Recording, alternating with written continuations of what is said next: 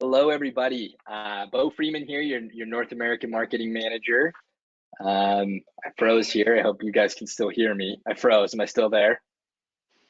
You still see me? Okay, good. Sorry, internet froze there for a second. But hello, welcome, everybody. Thank you so much for joining us. We've got a full house today. I'm going to go and get everybody a second to kind of introduce themselves here. But first, just wanted to take care of some housekeeping items. So first and foremost, this webinar is being recorded. So this will be recorded, and then we will upload it to YouTube after. So if a member of your team was unable to make it, you can find this recording on YouTube and go back and watch everything. And we've got a full house today. We've got some really cool guests. So I want to give our panelists here a second to introduce themselves and tell us where they're calling in from. So Ernest, let's start with you. Who are you, Ernest, and where are you calling in from today? Yeah, I'm in Fort Worth, Texas. Ernest Bernard, Senior Director of Field Sales. And we're today, it got down to 98, so we have a cold front from 104. Jeez Louise, must be rough, must be rough. Justin, what about you? Who are you? Where are you calling in from? Yeah, good afternoon, everybody. My name is Justin Bowden. I'm calling in from San Antonio, Texas, and my company is called Multi-Link Security. Thanks, Justin, for being here. Alex, what about yourself?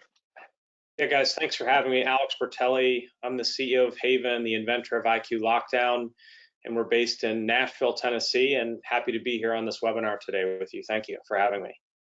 Awesome. Alex is super knowledgeable. He's going to share some really cool stuff with us. So thanks for being on, Alex. And last but not least, our favorite TAM, Jason Horton.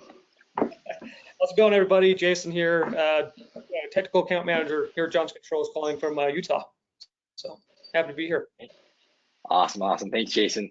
Yeah, Bo Freeman, I kind of cut out when I was saying that. I'm in beautiful Heber City, Utah, your North American marketing manager, and excited to jump into this. So before we get started kind of into the meat of this presentation, I wanted to do a few poll questions. We want to just understand where you guys are all at with IQ Lockdown so that we can better kind of tailor the experience today. So I'm going to go ahead and first launch our first poll question. So the first question we have is, are you currently installing IQ Lockdown? And our answers are yes or not yet.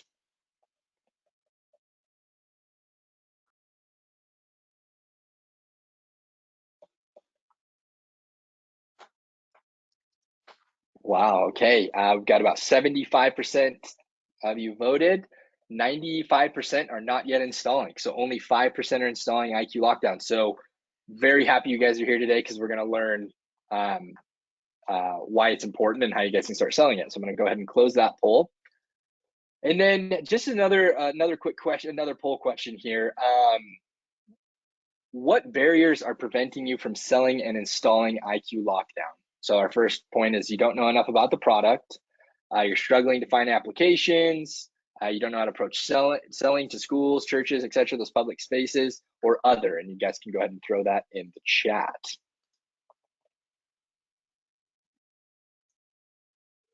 All right, looking like a lot of people don't know enough about the product. Some of you don't know how to approach selling it. So we're getting some good information here. We're going to address all of these barriers right in this presentation. Great. Give just another second to kind of finish, let everybody answer that. Looks like some people in chat are talking about training. Libis, we hear you. That's great to know that we need some more training on that. Jeffrey Gill says he just heard about IQ Lockdown this week. So great. We're going to give you some more information on that. I'm going to go ahead and close this poll. And then I've just got one more poll question here. So I am I'm part of the marketing team. So this poll question is to help me, provide you guys with the materials you need. So what marketing materials would best help you sell IQ Lockdown? Is it a flyer? Is it a video? Is it sales slicks? Or do you have something else in mind that we could provide you as a marketing team to help you guys sell this? We've got a lot of people saying video. That's pretty common. Videos are great, so it's good to know. Awesome. Just give another minute or two here to let you guys finish answering those poll questions.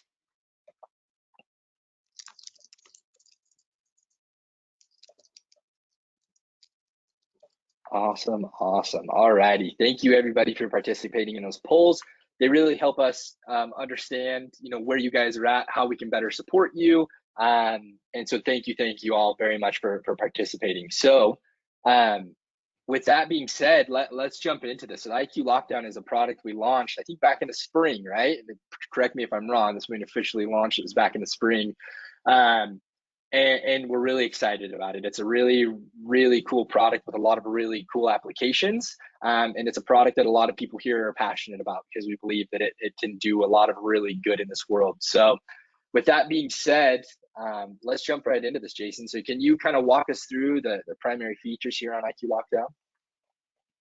Yeah, sure. So, as Bo mentioned, this has been launched now for a little while, and we're starting to gain some traction. This has been a really cool device for us to learn, for us to, understand and to train on. So, a couple things here that make IQ Lockdown unique, especially when compared to some of the other access control that we're used to using, especially when compared to like a deadbolt, right, that we use a lot of. So, first and foremost, this is about 10 times stronger than your conventional deadbolt.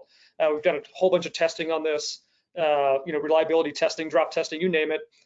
Comes out about 10 times stronger than an actual conventional door lock. So when it's compared to a door lock, we'll talk about some of the certifications and some of the install, but when it comes to strength and the way that it sits on the door and the way that it prevents entry, it's going to be more comparable to a real access control system, right? So we'll talk a little bit more about that. And we might even have some cool marketing videos coming out that kind of demonstrate just how strong this IQ Lockdown can be.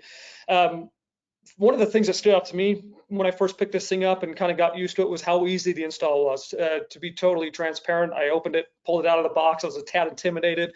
I have to admit, I looked at my watch and was kind of debating, do I have enough time to install this?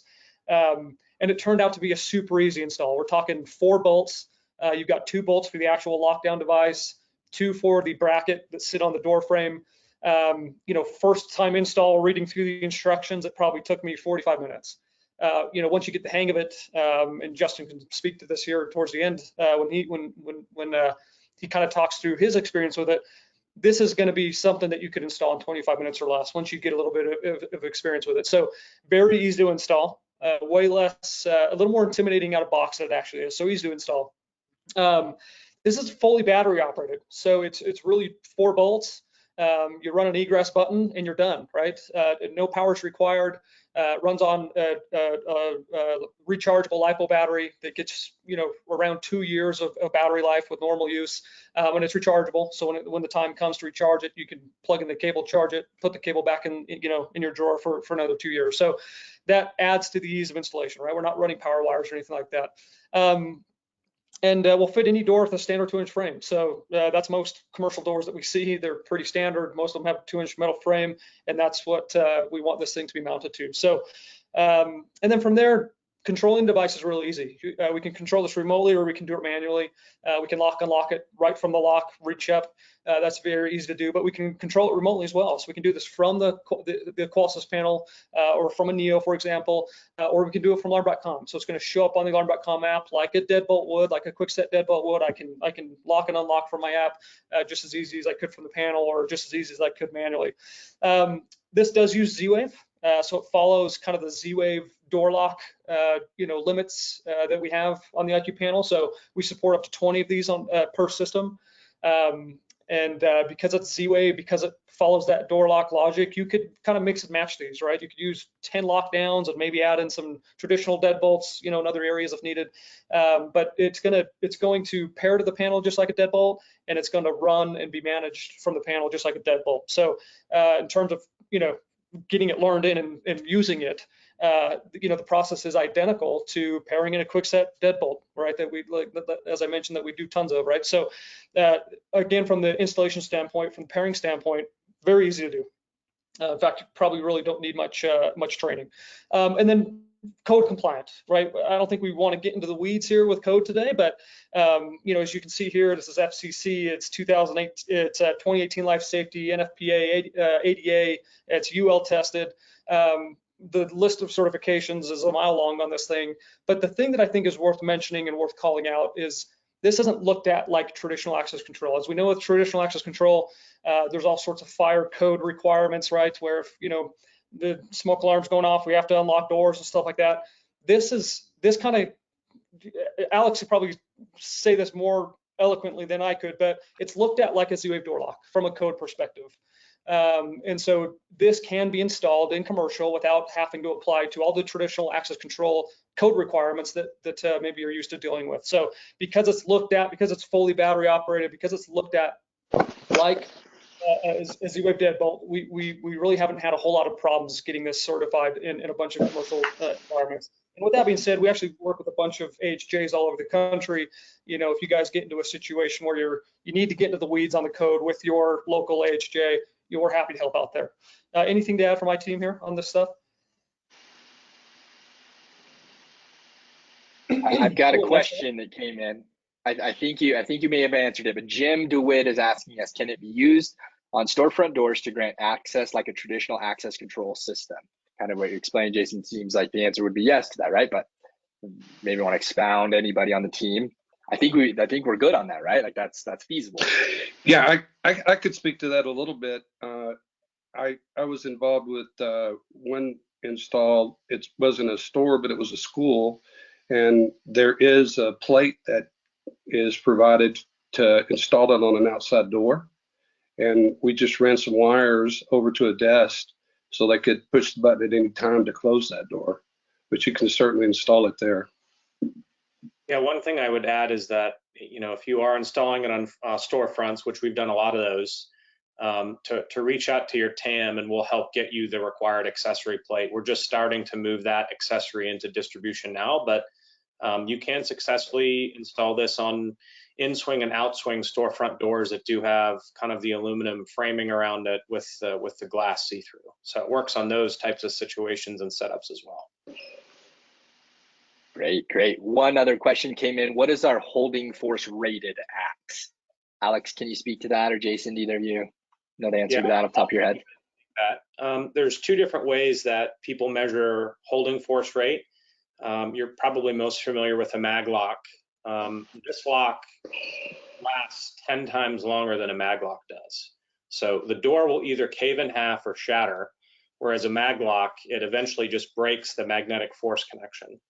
And so if you're interested in learning more about test data, we can share with you several tests that show that, but there's no way that the lock fails like a mag lock would. The door and the frame break before the lock does. Perfect. Thank you, Alex. And then we've got a few questions coming in talking about Canadian codes. Kind of like Alex said, let's get in touch with your TAM and kind of work through that. If you have questions about kind of the codes in Canada, we can, because I don't know that off the top of my head, we don't have a Canadian TAM on here. So those questions, Travis, let's connect after this and get you in touch with your TAM and kind of figure it out. Sorry, I've got a few questions coming in. I just think it would be good for us to kind of cover it as we're talking about the features here. Question here, how many activations does the battery support? What does normal operation mean? So I think we're asking battery life. What does the battery life look like on IQ Lockdown? So the battery is internally sealed into the product and can go through 500 discharge cycles. Currently, the lock lasts anywhere beyond 2 years up to even 3 years in some circumstances with normal daily operation of the locking mechanism. We measure that currently at 10 open closes a day. So we've had these units deployed commercially and in some residential applications and are now just being charged from installation in September of 2019. Normal operation of the device and commercial may be higher than 10 up downs, but the good news is you'll get battery notifications through the panel. So you can see that on IQ4, you can see the battery status, and then the lock will also beep when it gets below 20% or so, just notifying the customer that needs to be charged. Great, awesome. Thank you guys for answering those questions. Everybody in the chat, I'm managing the chat today. There's some specific questions here that I'm gonna have to take to a TAM. So if I don't respond here, know that I will pull a report after, and I will reach out to you via email, and we will get your questions answered with a TAM. So it looks like we've got kind of the general questions. If you have a more specific question, I will connect with you after this. And yeah, thank you guys for asking your questions. Yeah, so Jason, you want to jump into? Yep, I'm sorry. yeah, sorry. Yeah, so as I mentioned, fully compatible across our panels, right? These are panels fully tested and certified to be used with. Of course, IQ Panel 2, in case you have, some leftover stock of that, or maybe a job you need to return to, right? This will work on IQ Panel 2. Of course, the current panels, IQ Hub, IQ Panel 4, this is, works great on. And then Power Series Neo and Power Series Pro, right? Which you'll definitely see those in these commercial environments. We wanted to make sure that it was fully compatible with those panels as well. So across the board, we support it with all of our panels. Great. So Alex, do you want to talk through kind of some of the places you may place an IQ lockdown? Yeah, I'd love to go into that. I invented this product to keep my kids safe at school. And so that's where the genesis of the concept started, was to protect classrooms. But since we've been in market with the product, we've seen customers use it for things like interior safe rooms and corporate offices. We've seen folks protect their IT or server rooms. And so our mindset's kind of shifted from not only protecting people, but protecting things of value. And we've even seen that go as far as protecting retail locations. So think about GM's offices or cash rooms. We have a major auto parts store that uses it to protect 2 rooms in every single one of their 100+ facilities. And they're on their way to installing more of these devices on exterior doors as well to prevent theft. So, it's not just protecting people, it's keeping the bad guys out of places where stuff of value is stored. We've worked, in addition to these types of rooms, with several different verticals. We're installing with the United States Navy right now with a Johnson Controls customer. We're installing this in convenience store chains currently. And so we have a wide gamut of folks that have taken this product and thought outside the box. And so, I challenge you guys to do the same with your customers. It's affordable access control at about a third the cost of traditional access control. And so we're seeing people that traditionally couldn't afford access control for their facilities now start to utilize this product to protect the interior and exterior and secure the things that are important to them inside of their workspaces. Great, thank you, Alex. And then Alex, you kind of know, Jason kind of hinted to it, we have a lot of certifications. You just want to speak kind of briefly on those certifications and kind of that process? Sure. So Jason went over it briefly. This is probably the most certified locking mechanism on the market. We've got 2 independent, nationally recognized testing labs who certified this. We have 3 other labs that have done independent testing on strength. Our most recent test, which is called a shooter attack test, placed a door in our lock in a laboratory setting where it took 15 rounds of AR-15, and then it took north of 22 battering ram attempts to get through it. The test standard is only 2. So you can see more about the strength and our technology if you want to reach out to one of your TAMs. But when you're in the field with customers and you're in a commercial facility, UL 10C is one of the important ones for installing technology or access control on fire-rated door and door assemblies. That also translates to Canada for our Canadian customers. It has ULC certification as well as FCC and IC, so it's fully compliant in North America. We've also gone through a battery of tests for internal components. So, you name it, from battery to locking mechanism. The product has every single component tested for compliance and safety, culminating with the standard access control UL certification, which is UL 294. So look at any other locking mechanism or door assembly, door closer, usually they have to comply with 294, and we've accomplished that test. We are going through with Underwriters Laboratory right now, a new and innovative process where this product will be the flagship for the category. So we've been working with them for 6 months. So we're heavily involved not only with UL, but also NFPA and IBC. So if you have codes questions, reach out to one of your TAMs, and likely they'll loop me in to help you solve any of those issues. So if there's any additional questions, please reach out after the chat. Great, thank you, Alex. Awesome, Ernest. So do you want to talk to us about kind of this rapid lockdown system that we've created with IQ Lockdown and speak to that a little bit? Yeah, some of the applications required a key fob, and As most people know, our panel on the left communicates to Power G, which is open air 3,600 feet. This is a common button that's used for that. You can press the button to lock the Z-Wave portion of the lockdown module. You can press unlock, and it has an added feature. If you press both of the buttons down for 2 seconds, you get a panic. So maybe something's happening in the classroom and you just need security to come. You could press that down and hold it for 2 seconds. And then, of course, in the center, it's showing the egress buttons. That's, an ADA requirement as well. But inside that box is the breakout of the wiring to lock and unlock. So you can also add additional buttons or switches that could be manual along with that key fob. And then, of course, you can operate the lock from the touchscreen of the panel. It's speaking to it, and it is a two-way Z-Wave signal.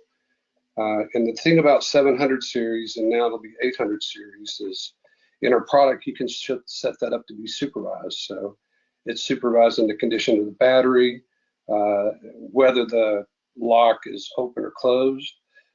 Maybe it's a school that the vice principal and principal want to monitor when doors are closed and open at certain times. They can just glance at the screen, scroll across their locks, or if they've added alarm.com, they can look at the app or go to a desktop computer and access all that information. And then I guess we can go to the next slide. Are there any questions on that last one that popped up? It doesn't look like we've got any questions through that slide. We did have one question.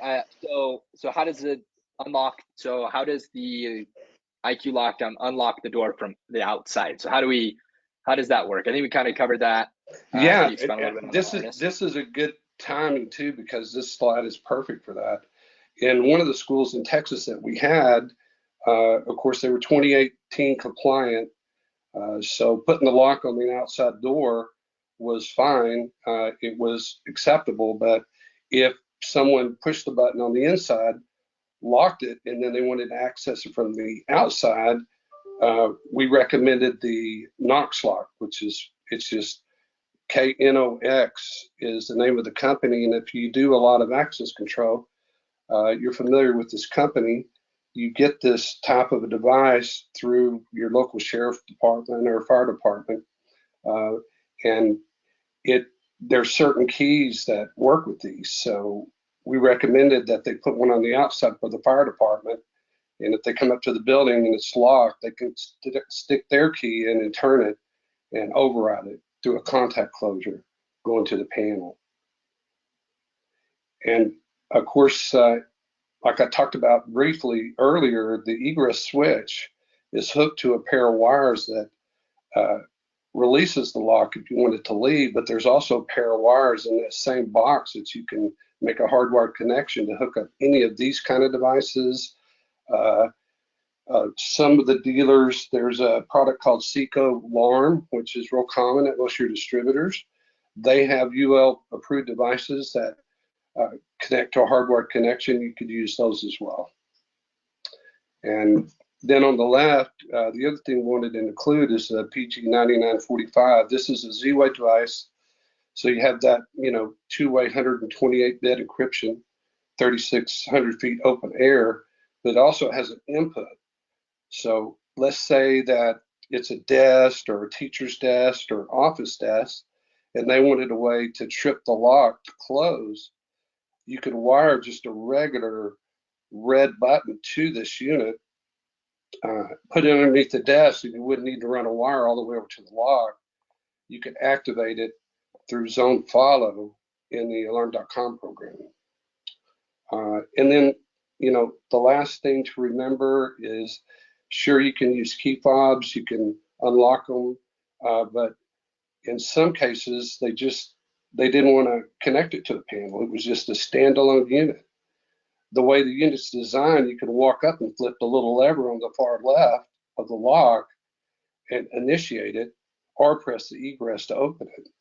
But if you wanted to add any kind of buttons, you could extend those wires over to a red and green button underneath the desk where you could strip it on and strip it off. Any other questions came in on the hardware? No, I think we're good there. Are we all good on this slide, Ernest? We move forward? Yeah, let's go to the next one. Great. If it will let me, come on. Awesome. So we've kind of talked through the features, how you could apply this, kind of some of the integrations, some of those type of things. Now we want to talk a little bit about kind of in the selling side, and then this slide here, Alex is going to talk a little bit how you can increase some of that RMR through maintenance plans. So kind of shifting gears now, we've talked about the product. If you have questions, put them in the chat. I apologize. I should have grabbed another TAM to help me with the questions, but I will get you guys in touch with the TAM after this. So keep the questions coming. If I don't respond, know that it's coming. But Alex, do you want to talk us through a little bit the maintenance plan on IQ Lockdown and how a dealer could leverage that and increase RMR? Sure. So when customers purchase this product, they're inherently geared towards wanting to make sure that their facility is fully protected. And so pitching them a maintenance plan is a natural next step that will really yield some great revenue results for you, and has done so for our customers in the field already.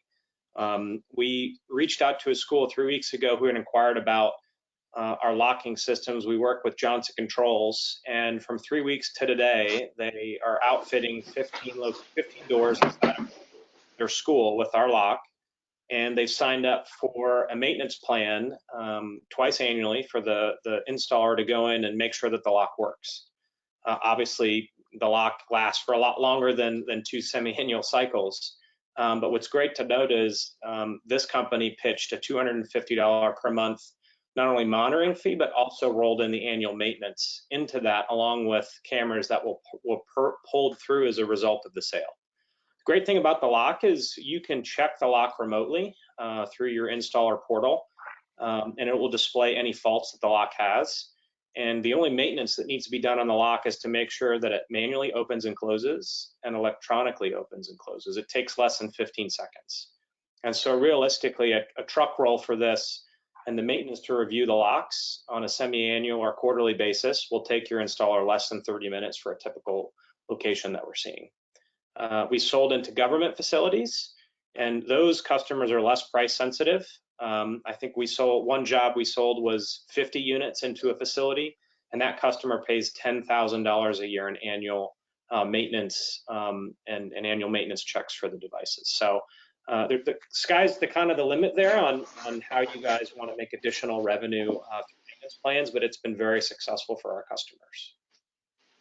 That's awesome. Thank you, Alex, for sharing that. Lot of possibilities, right? This is a really cool product that there's a lot to do with. So let's kind of shift gears into that. How do you approach selling the IQ Lockdown? Because a lot of you here, you may not be out there pitching to schools or public buildings or those types of places. So we wanted to kind of talk you through the experiences that Justin has had and Ernest with some other customers and doing that, and then talk about available funding sources. So Alex is kind of our expert here. I know there are a few kind of sources of funding. So Alex, do you want to kind of speak to that and some of those programs? Sure. So if you're looking to sell this into kind of the main use case that we invented the product for, which is educational institutions, there's 3 funding sources, or really 4. One is traditional budgets that are already available, where state governors have set aside funding for this particular type of application. Second is private donor money, which we've been successful with customers who have appeared in our funnel to fund the locks. And then there's 2 other sources that are federally based. One is ESSER funds, and those funds are set aside mainly through the COVID relief plan. And there's billions of dollars set aside in this particular act by the government. And as long as a device or a service allows for the frictionless or touchless operation of a particular type of product, then ESSER funds can be used. And so we have attached to the webinar chat an eligible use guide that Johnson Controls has created, along with the specific funding code for schools to fill out and use when citing ESSER funds to be used for this type of application. And so we've been successful in installing and supporting customers through the use of that funding source. And then there's also a second funding source through DHS and FEMA, which is called the Nonprofit Security Grant Program. It's about $300 million plus a year of funding that's available through that. which customer can apply for. So you've got 4 funding sources there, 2 which are pretty big, large pots of funding. And so if you need help in pitching customers on the use of those eligible funds, reach out to your TAM, and my team at Haven will certainly help for that. But we've been very successful in getting customers, particularly in the school space as well as the synagogue space, to take and capture funding from both ESSER and from the nonprofit security grant program. And I think, Bo, if you could post those links in the chat, that'd be very helpful. Yeah, so I'm going to send out a follow-up email, and I'll have all that included in there. So thank you, Alex. There is a question that just popped up before we kind of move on here. Chaz asked us, he thought there was a 20 device limit per panel. For the larger locations, are you just installing multiple panels, or what is the limit? Can we speak to that really quick? Sorry, it's kind of a sidebar. Thought we should answer Chaz's question. Yeah, in one location that we had 50 doors in a high school for multiple locations, we put a panel at the end of each hall, because what people think about is they're concerned about Z-Wave because the distance limitation. But if you cut that down to a few doors per hall, then you would be able to supervise all of those locks, see the status of them, and not have a range issue. You may have to add a Z-Wave repeater, but that would certainly help. Now, as far as the limit of number of locks, I would turn to Jason for that per panel. Yeah, so I mean, the limit's 20. You know, you guys know how Z-Wave is, right? You can get 20 locks to work just fine using repeaters, as we know. You know, any AC powered Z-Wave device acts as a repeater. That's no different. You know, with lockdown, it'll get repeated with one of those devices. So we test up to 20. That's what we allow. That's what we're comfortable with. You know, kind of depends from there whether, you know, how big you're trying to go, how far you're trying to go, and if you can use repeaters or not. You know, this might be a good opportunity to mention that, you know, eventually, and this is a ways out, we will develop a PowerG version of this. But for now, when using Z-Wave, you know, you might have to, in a big building, maybe use multiple panels if you need to do more than 20 locks, or if you're trying to cover a big area that maybe is not coverable by Z-Wave. I don't know if anyone else has anything to add there, but we're comfortable with up to 20 on the panel. That's what the limit's there for. Great, awesome. So sorry, we took a little sidebar there. So now, my computer's kind of freezing up. Great. So Ernest, do you want to speak about how you're working with some Texas school districts? Talk to us about that process. What does it look like? What are you doing? Just kind of fill us in on that. Yeah, I mean, I'm going to go back to you know, how we design or put together the parts list for some of the school districts. And one of the schools that I just mentioned had 50 doors, and it's spread out over a huge area. So there was no way to speak to all those locks from one panel. But a lot of people think about our product and they think you're going to operate the Z-Wave lock, a lockdown, via the panel or an app or something like that. And in most cases, that's not what's happening in the real world. When something happens, it needs to happen faster than trying to find your cell phone, open it up, put a code in, and access that lock. In most cases, we're using the panel to supervise the lock itself, the status of it. Is the battery good? We're tripping those locks with PowerG devices, hardwired buttons with momentary closures, and those kind of things. But we've had a lot of success in Texas recently with selling this product. Great. Awesome. Thank you, Ernest. Thanks for giving us kind of that insight. So now, Justin, let's talk about your experience. So as Justin mentioned at the beginning, he owns his security company, Multilink, and Justin and his team installed an IQ Lockdown not too long ago. So Justin, talk us through that install. Where was it at? Just kind of all the details and all of that. Yeah, sure. So, you know, just to start off, when the lock was introduced to us, we brought it out to the guys, you know, let them take a look at it. We actually did a demo install inside our office, you know, beforehand, before we went out there, to make sure we, you know, kind of had our business together. Then the guys went out on site. So we do a decent amount of access control work. And so this site where this was installed at, this is an active school district in San Antonio that we secure about 60 something doors for, but they don't have a lot of interior, access control. The majority of it's on the exterior, portions of the building. So I just talked with our contact there and said, hey, I got a pretty cool product. I know budget's a concern for you guys, and let me try it out, on an interior classroom there. So we're actually there troubleshooting some other access control work, and took the guys about a half hour to perform the install there, and just let the school district have a look at it, and kind of take and go from there. But yeah, encountered no issues with it. Went in as advertised. The amount of time, 30 minutes to install a lock in the realm of access control is pretty amazing, right? For anybody who does access control knows it's not easy, especially when we get into schools with concrete filled frames and all that kind of good stuff, right? And having to run exposed conduit and everything. So yeah, the installation went pretty well. Didn't have any awesome. complaints. Techs had good feedback. So yeah, it designed as performed. That's awesome. Performed as designed. Sorry about that. Design. Great. Now we got what you're saying. So you said you do a lot of kind of access control stuff. How does IQ Lockdown compare to like your traditional access control system? Sure. In looking at this, what I guess the benefit of this style product to, say especially a school system coming from, what we do with access control for them, the ability to deploy this fairly rapidly is definitely a plus. Right now in the realm of access control, getting boards, readers, even credentials and stuff like that right now is, it can be challenging, especially depending upon what platforms you're running. So we're running into just those type issues everywhere. But two, just so you look at, say you want to deploy, I'll call it 5 doors of access control on the inside of a classroom.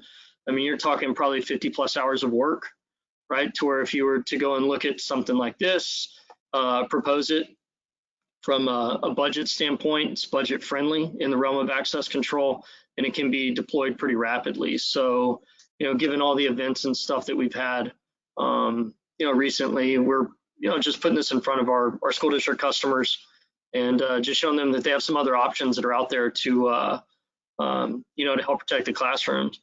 As Alex said, he invented the device for his kids, and my wife's a school teacher, so I have vested interest as well, and I got kiddos in school and a wife who works in there, so I'm all about seeing what we can do to help harden up these classrooms and whatnot for the kiddos. Great. Awesome, Justin. Thank you for kind of sharing a little bit of that experience.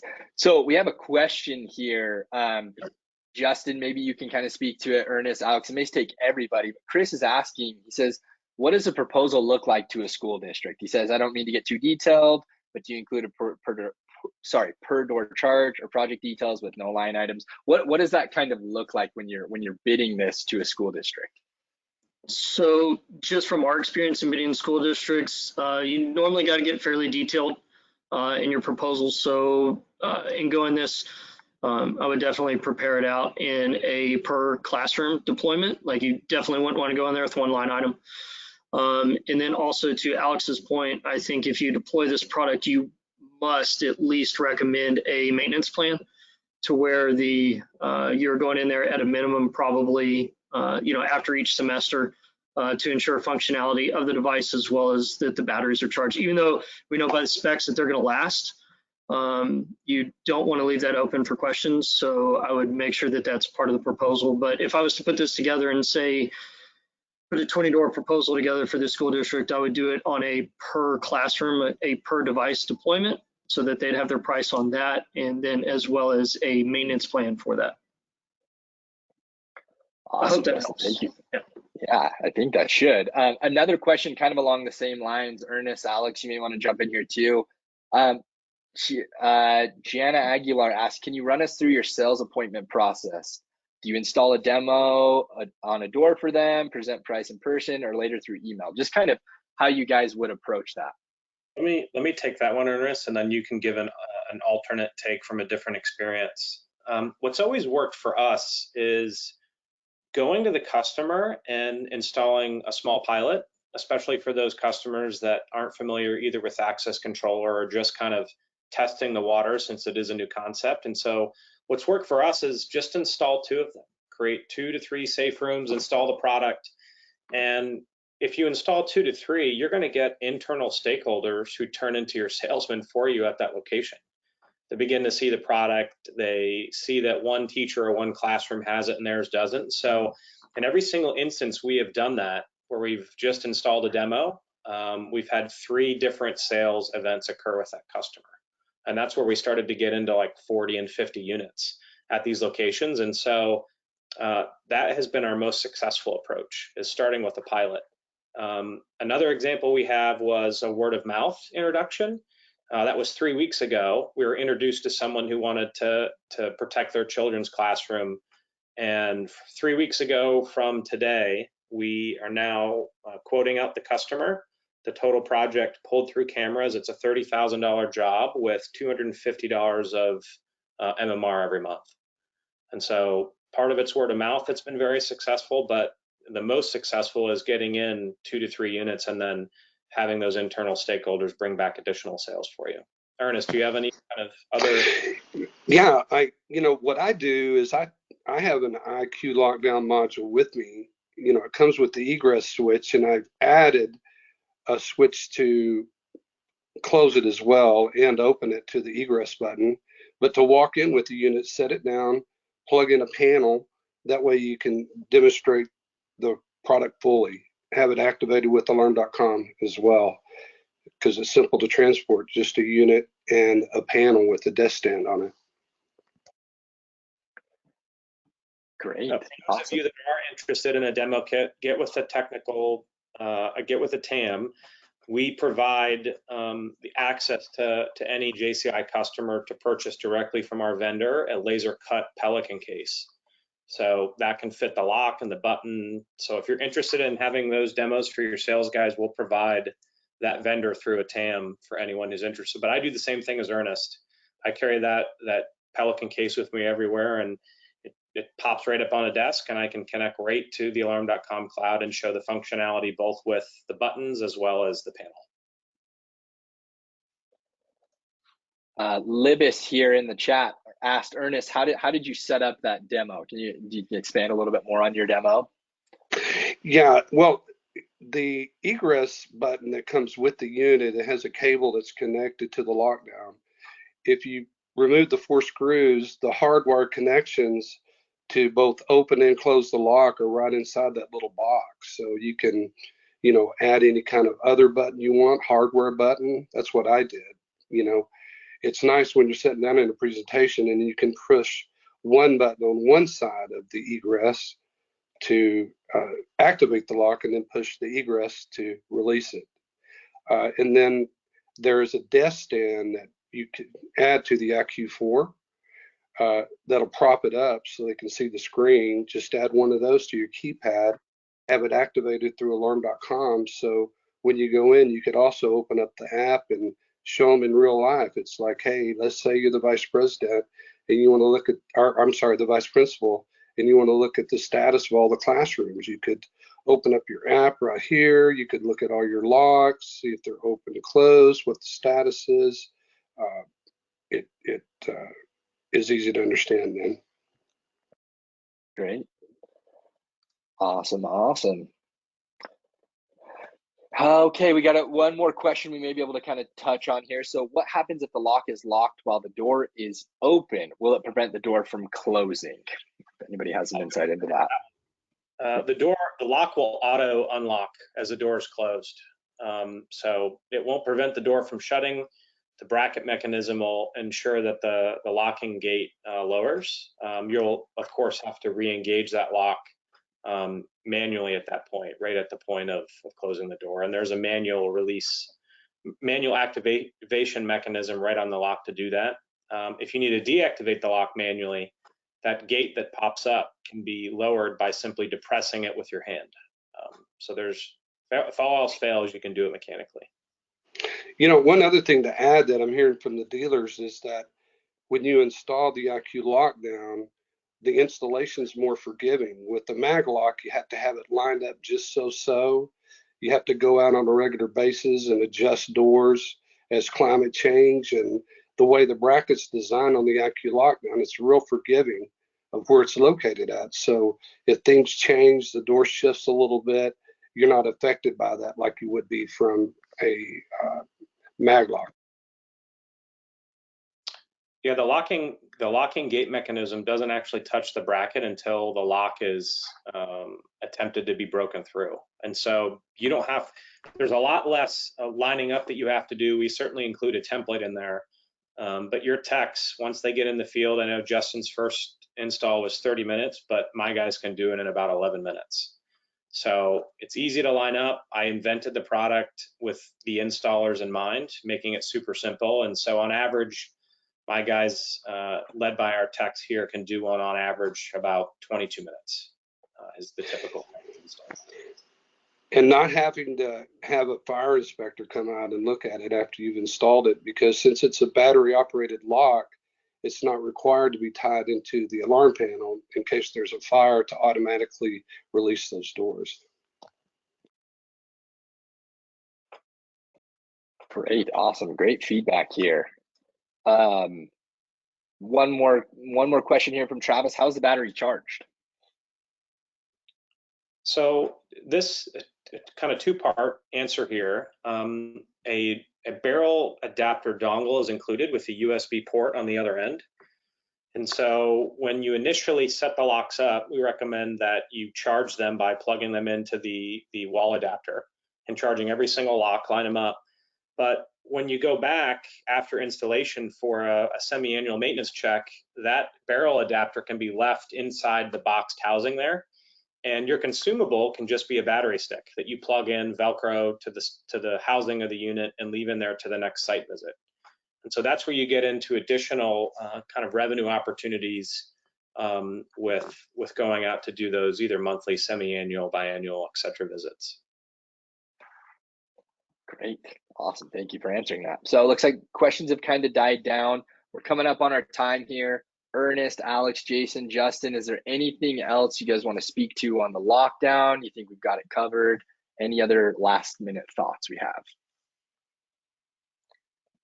Yeah, I'll just kind of close with one thing and then Ernest, maybe give you the last word is this product is new and innovative. In almost every single instance, this visit on IQ Lockdown with the customers pulled through additional product sales. That one example I gave you of the school 3 weeks ago, we went out with the intent to sell them IQ Lockdown, and she loved the product, felt great about the service experience with the dealer, and she said, why don't we just go ahead and add cameras to this now too? And so that took their MMR up another $100 a month and another $8,000 of revenue. So and almost, I think 99% of instances, it is pulled through other products, not just with the Qualsys panel, but with other technology, services, products that your guys may have in their truck or our initiatives for your particular dealership.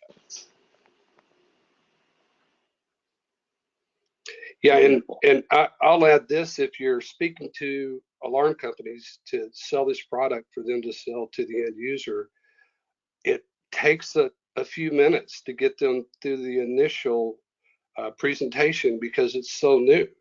It's where's the input to hook up to the fire panel? You don't have to have that. You know, what about the fire inspection? It takes a few minutes. I had one dealer in Houston that when his ops person came in and tried to take it all apart and then looked at the owner and said, wow, this is going to work. He put his hands up in the air and said, hallelujah, because of the price savings that it is, this compared to a regular mag lock.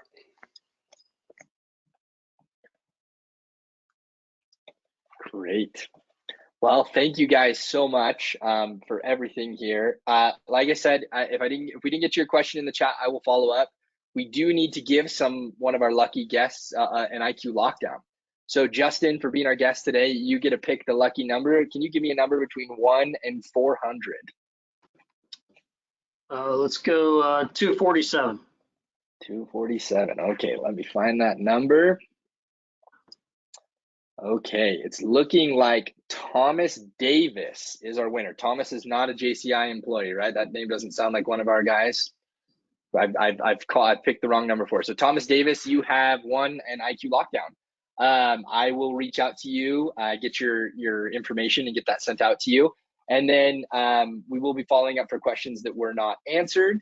And then watch for a follow-up email from us with kind of information or those links to ESSER and those other kind of funding sources. And then if you have any questions, please reach out to your sales rep or TAM. We want to support you, as Alex has offered, to help support with codes and all of those type of things. We want to help you guys get this product in and have some success with it. So with that being said, thank you, Jason, Justin, Alex, Ernest. Appreciate you. Thank you, everybody, for tuning in. And we will see you next time. Take care, everybody. Thanks, guys. Thanks.